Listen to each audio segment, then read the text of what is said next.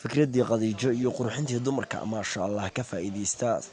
asxaabay meel walbo aad joogtaan ka faa'iideysta alaabtan quruxda badan iyo waliba kabahii dharkii fashionka ahaa kaba qurux badan oo ceen maasha Allah kala kala duwan iyo waliba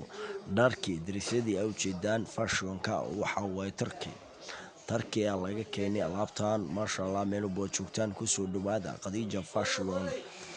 قضية هوم فاشون كسو دوادا أصحابي ميل وبوا جوجتان برامجكينا waxaa diyaariyay waxaa isku dabriday barnaamijka xagga farsamada dhan walba waxaa ka qayb qaadatay qadiijo fashion markaad aragto wad qancaysaa ku soo dhawow meel walba joogteen caalamka qadiijo fashion waxyaalo badan ay ku haysaa sida kabaha ragga dumarka gabsaarooyinka qamiisyada iyo waliba fashionka darisyadii dumarka fashionka u dambeeyay iyo gabsaaradii u dambeeyay latest design meel walba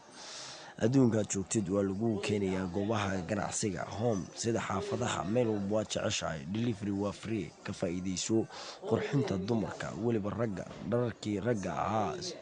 dresska wax walba oo ka faa'iideysaa qamiiskeeda waa ujeedaa fashionka ka faa'iideysta qadiijo home fashion xaruntu weyn waxay ku taalaa caasimadda waddanka Britain